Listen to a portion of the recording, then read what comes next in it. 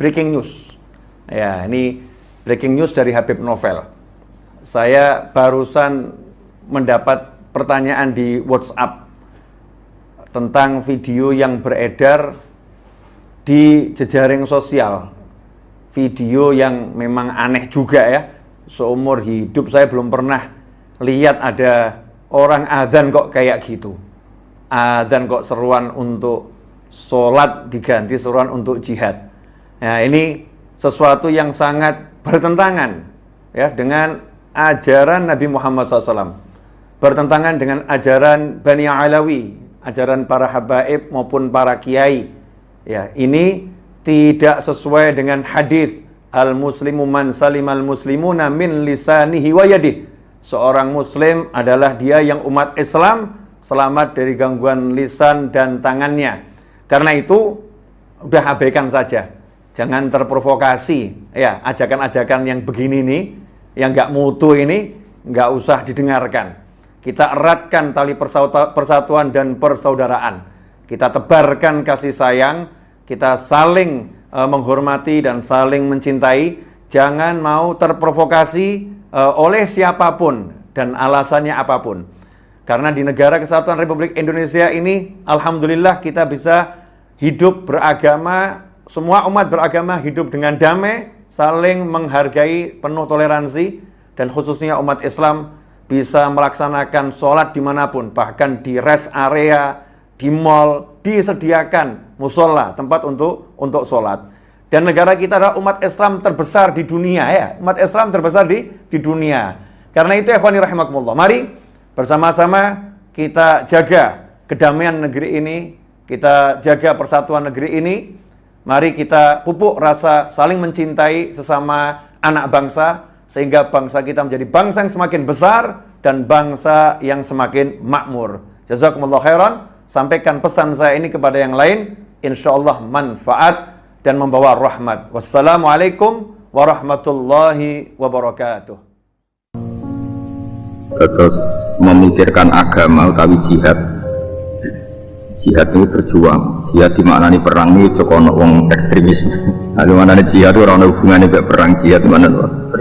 Berjuang. Kau jahada ya jihadu jihadan itu kangelan loh. Angger kangelan itu disebut loh jihad. Kalau gue melarat kangelan itu jihad. Mana wong mati fakir mati loh jihad. Jihad. Mana mati syahid mati loh. Wong seneng wong wedok raga sampeyan mati, gue mati loh syahid. Lho kene lho, dadi sahid cinta nih wonten. Dadi seneng karo wedok, demenan rawani, ngempet ora iso, iku nak mati sahid.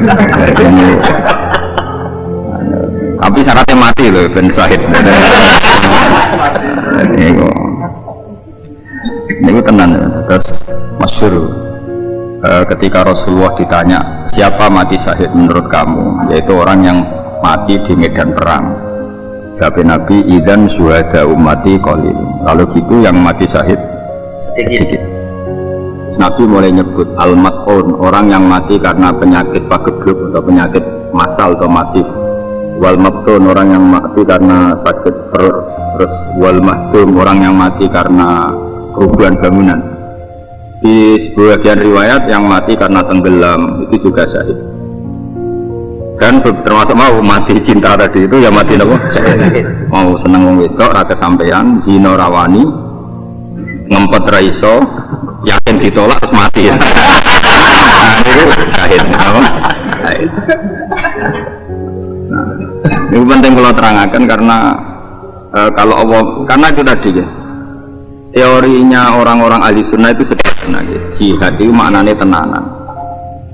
Jadi jahadaya jihadu jihadan makna apa? Tenanan. Sebab itu zaman jenengan ngaji teng ala-ala napa ngaji kitab-kitab alim mesti ijhad wala taksal. Ijhal tenanan sira wala taksal. Jadi bandingannya tenanan niku aja males. Ora kok ijhad perang sira mboten. Perang itu kondisi tertentu yang kebetulan itu ya kangelan terus disebut jihad. Sebetulnya babnya itu kital.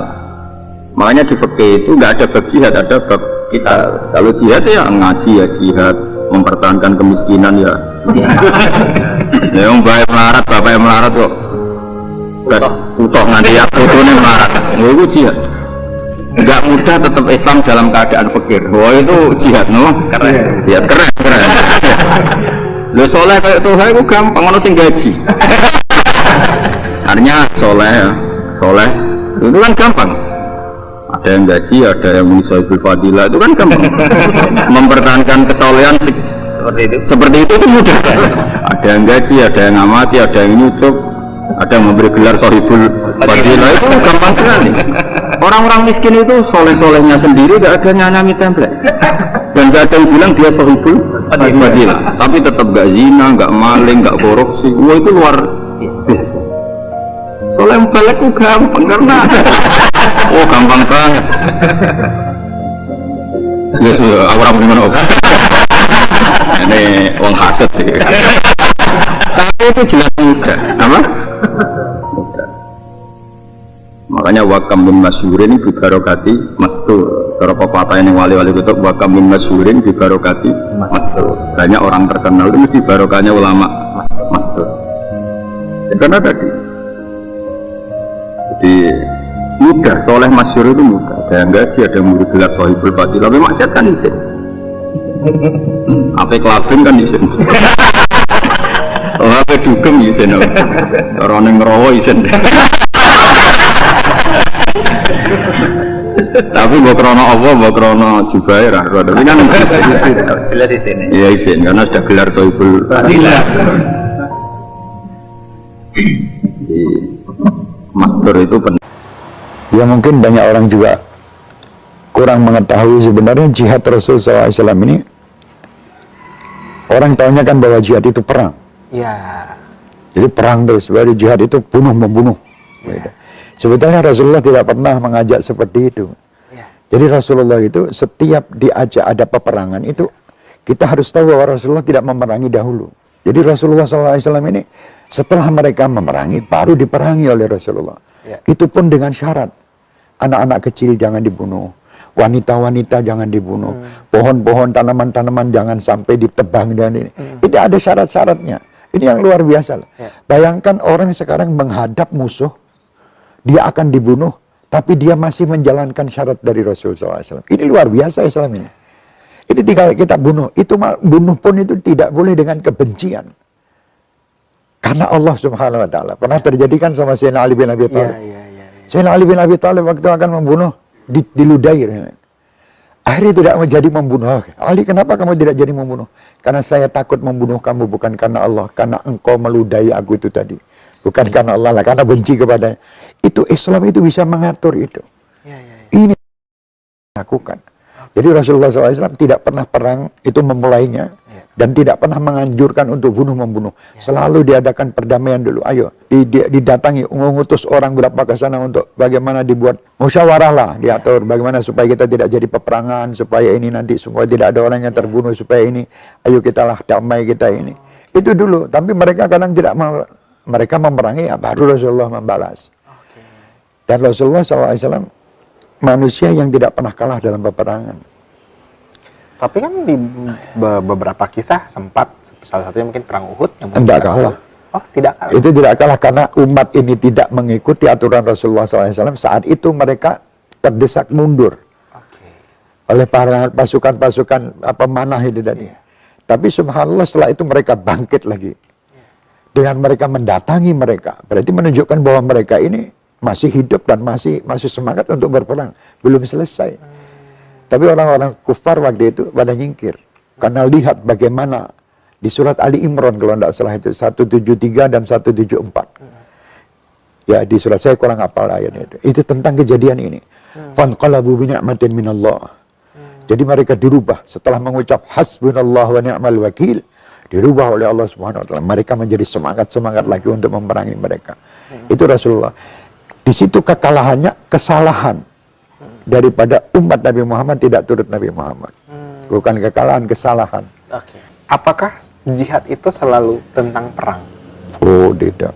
Nah, bagaimana? Ada hal lainkah yang maksudnya Rasul menunjukkan bahwa saya sedang berjihad, tapi beliau tidak berperang? Nah, itu seperti apa? Seperti waktu pulang dari perang Badar. Itu di bulan Ramadan, bulan puasa. Kata Rasulullah, kita telah pulang dari jihad yang kecil menuju jihad yang besar. Subhanallah. Sahabat pada heran ini, ya Rasulullah, jihad apa lagi ini? Tadi jihadnya sudah luar biasa besarnya. Perang seperti ini, kata Rasul, jihadin nafas. Jihad kepada hawa nafsu. Anda bisa menekan hawa nafsu. Ini musuh yang tidak tampak. Kelihatannya baik tapi tidak baik. Kan ada yang begitu nafsu nih. Subhanallah, itulah jihad yang luar biasa. Anda tidak tahu ini benar atau tidak. Ini nafsu kadang berbuat, ada seakan-akan sholat. Kelihatannya sholat Anda sudah benar. Tapi nafsu ini ingin pamer, ini itu menekan itu tuh lebih berat daripada jihad bunuh-membunuh. Jadi sebetulnya jihad dan nafsu ini jihad yang paling sulit. Tidak ada orang tahu. Dan bahkan kadang kita ini bisa tidak tahu bahwa ini benar atau tidak. Karena nafsu itu menutupi, syaitan ini pintar betul kadang. Membuat kita ini seakan-akan khusyuk. Contohnya orang yang sholat, yuwaswisu itu. Usolli sampai berapa, ini nafsu ini jihad ini. Ya kita harus tekan itu. Jangan kata setan lah ya dalam ini. Itu kamu belum ikhlas itu. Belum fasih, belum benar. Ulang lagi gitu terus. Nah, dalam ini contoh yang paling ringan, masih banyak yang besar. Jihad dan nafas itu lebih utama daripada jihad perang-perang itu. Ini kata Rasul. Lah orang sekarang kan maunya perang. Bukan perang. Perangi diri kamu waktu kamu ingin perang dan kamu mengatakan orang lain yang diperangi siapa? Saudara muslim sendiri. Ini lucu kita lihat. Ini jihad apa? Kalau muslim sama muslim sendiri pukul-pukulan itu katanya jihad. Menegakkan kebenaran. Masing-masing merasa dirinya benar. Itu sudah orang yang tidak benar. Orang kalau sudah merasa dirinya saya benar, orang tidak benar. Walaupun dia benar. Rasul tidak pernah mengajarkan itu. Bahkan sampai-sampai Ustaz Ali kalau lihat orang khutbah Jumat, usikum wa nafsiya bitaqwallah. Bukan usikum toh. Ya bukan saya wasiatkan pada diri kalian. Ya walaupun itu boleh. Cuman adabnya kan wa nafsiya, diriku juga. Karena saya juga belum bertakwa. Itulah adab-adab ini. Makanya zaman ini banyak orang yang kurang paham. Jadi jihad itu pokoknya harus marah. Harus teriak-teriak, pergi ke satu tempat untuk bukan. Jihad itu diri kamu dulu, kamu benahi. Setelah kamu bisa membenahi diri kamu, benahilah orang lain seperti engkau membenahi dirimu. Bukan benahi orang lain, kamu pukuli. Tapi sama diri kamu tidak pernah pukul sendiri. Kamu bermaksiat, ini kan kamu jihad kepada orang-orang yang maksiat misalnya. Orang maksiatnya kamu pukuli, kamu bermaksiat, kamu tenang aja begini. Mesti pukul juga diri kamu. Kalau kamu tidak ingin memukul diri kamu, jangan pukul orang lain. Nasihat itu lebih indah. Jadi jihad dan nafas ini luar biasa. Sulit mas.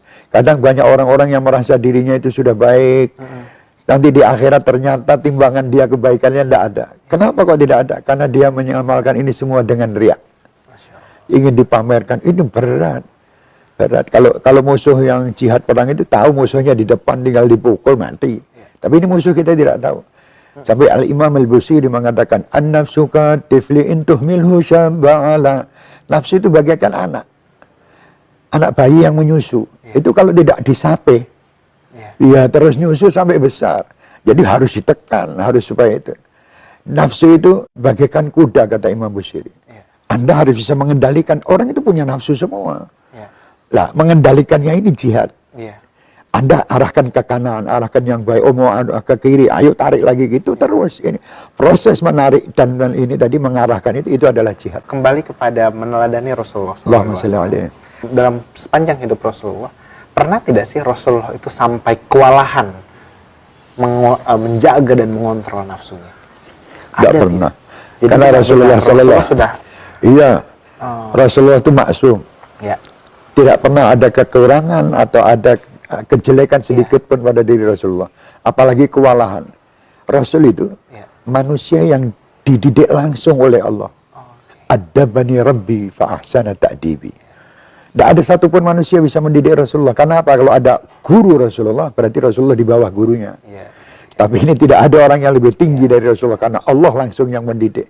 Supaya tidak ada mengatakan, aku gurunya Rasulullah. Tidak ada. Allah yang mengatakan. Kenapa Rasulullah SAW ayahnya meninggal sedangkan Rasulullah ada di dalam kandungan? Supaya Rasul tidak mengatakan abi, tapi mengatakan Rabbi. Jadi kalau ayahnya hidup, bayangkan saya aja Habib Syekh lah, yang seperti ini penuh dengan dosa. Anak saya itu di depan anak orang-orang lain, wah kayak raja dia. Karena anak Habib Syekh. Padahal dia belum tentu lebih baik daripada anak-anak yang lain. Kayak gitu. Dan Habib saya itu siapa? Orang yang perlu berlumuran dosa. Jadi bayangkan kalau ayah Nabi Muhammad hidup dengan Nabi Muhammad itu masih setelah diangkat Rasul. Bagaimana nanti keadaannya? Dijaga oleh Allah. Supaya murni. Rabbi, Rabbi, bukan Abi, Abi.